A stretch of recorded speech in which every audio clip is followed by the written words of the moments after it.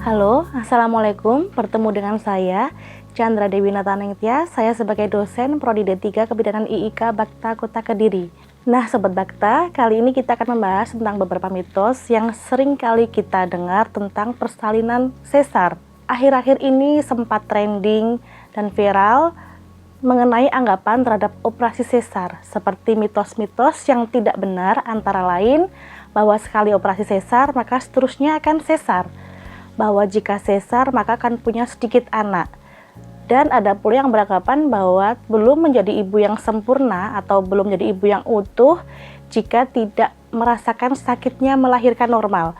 Tentu anggapan-anggapan atau mitos tersebut tidak benar adanya. Operasi sesar adalah prosedur medis yang bertujuan untuk mengeluarkan bayi melalui celah sayatan atau kita sebut insisi pada perut selebar kurang lebih 7 cm untuk mengeluarkan bayi seberat 3-4 kg.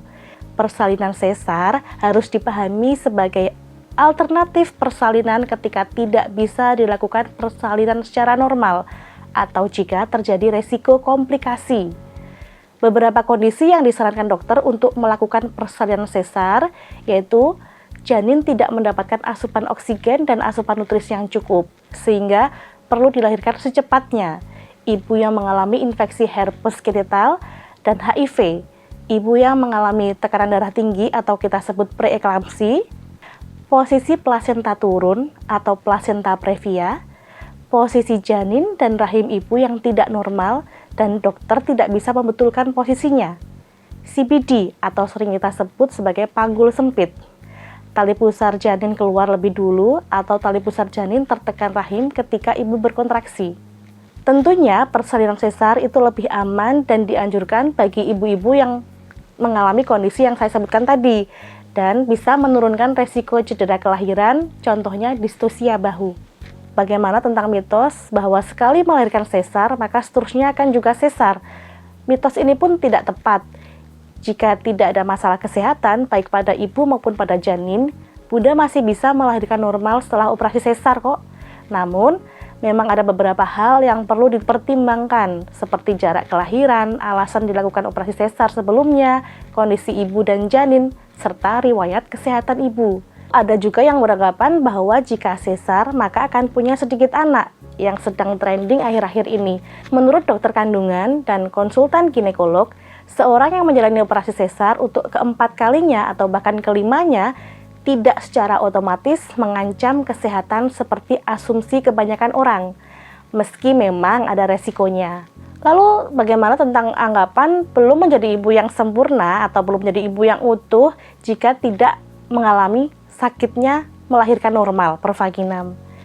Mitos melahirkan sesar yang satu ini tentu tidak benar karena baik ibu melahirkan normal ataupun sesar sama-sama merasakan sakit. Bedanya, sakit melahirkan normal terjadi saat proses persalinan, sedangkan sakit melahirkan sesar dirasakan setelah proses persalinan berakhir atau setelah efek biusnya hilang. Lalu bagaimana tentang anggapan bayi yang lahir sesar akan mudah sakit atau imunnya turun? Keyakinan ini tidak sepenuhnya salah. Bayi yang lahir sesar memang lebih beresiko mengalami gangguan pernafasan. Terlebih jika proses persalinannya dilakukan sebelum usia kehamilan 39 minggu. Hal ini karena proses pematangan paru dan proses persalinan bisa membantu bayi mengeluarkan cairan dari paru-parunya. Dan persalinan sesar membuat jumlah bakteri baik dalam tubuh bayi akan berkurang. Ketidakseimbangan mikrobiota ini dapat menyebabkan masalah seperti gangguan asma, radang usus, hingga beberapa penyakit imun kronis. Namun, perlu diingat ya Bunda, kesehatan bayi tidak sepenuhnya bergantung pada pilihan proses persalinan yang dilakukan. Karena ada banyak faktor lain yang juga mempengaruhi, mulai dari proses menyusui, imunisasi, hingga gaya dan pola hidup sehat yang dijalani bayi ke depannya. Dan ingat, untuk operasi sesar, tunggu 2 tahun baru hamil lagi. Umumnya, masa pemulihan luka jahitan bekas operasi sesar di lapisan kulit perut memerlukan waktu sekitar 6 minggu.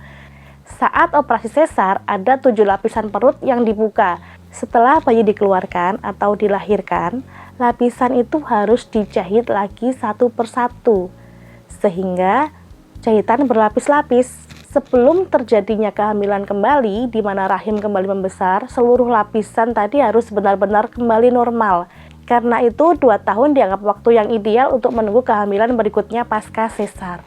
Baik sesar ataupun normal memiliki keuntungan dan kelemahan masing-masing. Jadi, jika Bunda ragu atas kehamilannya, dianjurkan untuk segera konsultasi ke dokter kandungan untuk mendapatkan info tentang pilihan persalinan yang tepat dan aman bagi ibu dan janin. Terima kasih, sampai jumpa. Assalamualaikum warahmatullahi wabarakatuh.